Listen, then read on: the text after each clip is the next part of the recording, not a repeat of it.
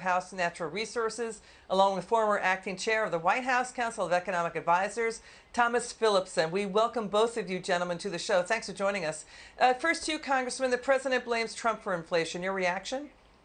Well, inflation really hit its pace when Joe Biden became president. It happened long before Putin invaded Ukraine. So Joe Biden's been pointing fingers, but he needs to realize there's three pointing back at him. This is solely to blame on Biden and his administration.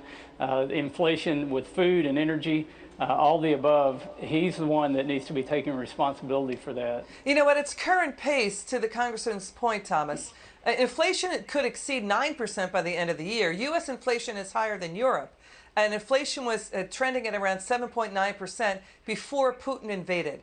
So the president's plan is to battle inflation is increase government, increase taxes, increase regulation, increase government spending, when we need more workers, more industry to clear out inflation, ignited by the trillions in COVID relief aid, right? So that means unleashing U.S. energy, unleashing U.S. manufacturing.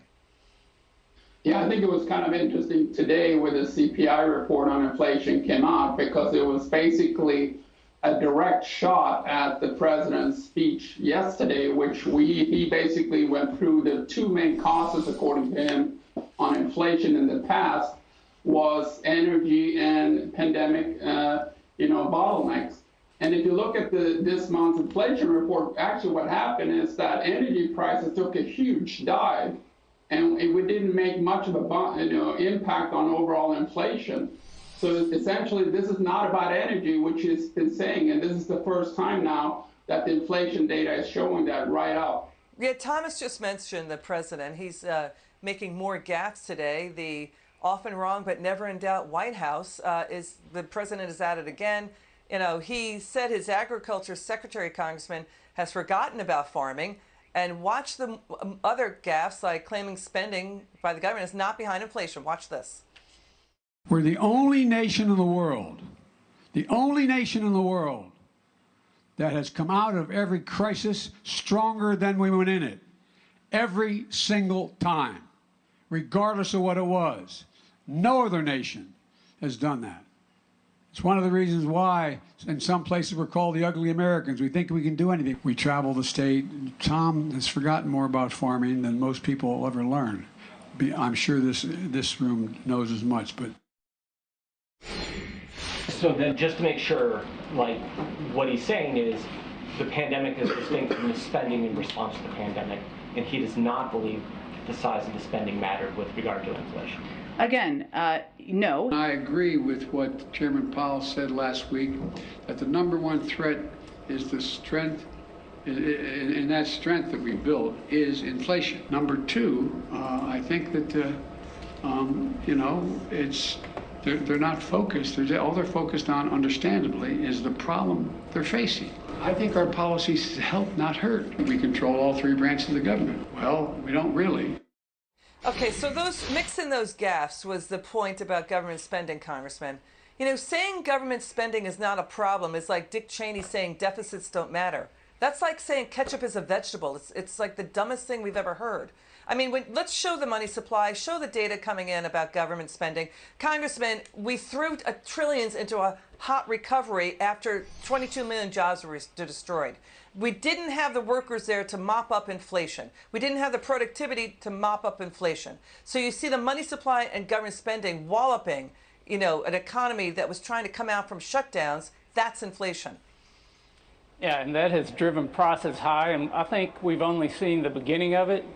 I think the Biden administration was taking a playbook from FDR when they injected all the money into the economy, when there were no jobs, and when you needed government spending. This administration has put money into a red-hot economy that's made labor supply short. It's made all kinds of Yeah, but issues Congressman, with the supply chain. Republicans signed off on the COVID aid too. You guys are signing off on $40 billion to Ukraine. You guys are also talking about more COVID aid relief. We signed off. We did the CARES Act. We didn't do the second infusion of funds, which happened right after Biden came into office, and I think that's really where the government spending should have stopped. This is solely at Biden's feet. It's bad policies, and we're paying the price for it. And we're going to see worse going forward because of the cost of energy, which leads into higher food costs. What do you think, Thomas? Well, I mean, he talked about causes of inflation and also talked about how to fix it. And he said basically the White House has the best solutions to fixing inflation. That's like an arsonist being asked to, shut out a fire, essentially. His policies have sort of all guided us towards this space where it's a sort of a triple threat to inflation. He's pumping up demand, which raises prices. He's cutting down supply, which raises prices.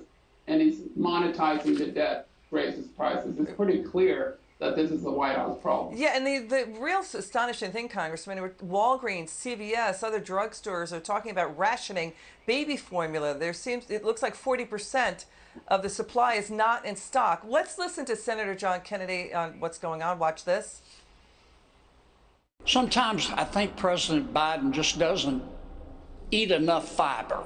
He said today, for example, as you pointed out, that he bears no responsibility whatsoever for inflation. I think most Americans are thinking, right, and Jimmy Hoffa died of natural causes. The truth is that the Biden administration just keeps kicking its own ass.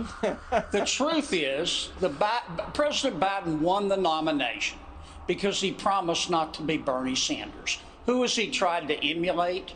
Bernie Sanders. And the American people see this. They see that after 14 months, nothing is built, nothing is back, and nothing is better.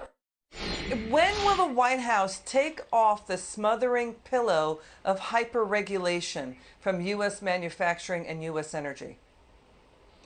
So I don't know when they will take it off, but they've certainly laid it on thick. About $200 billion worth of regulations. It factors into inflation directly. And it's hard for anybody to say it better than Senator Kennedy does. But, we're talking about a president who tried to shift blame on Republicans and saying we were pushing for a tax increase. I think even the Washington Post gave him 3 Pinocchios and was talking about a 4th one on that one. So you can't really believe anything that's coming out of this White House. They're playing the blame game and they try to shift their responsibility onto others. Congressman,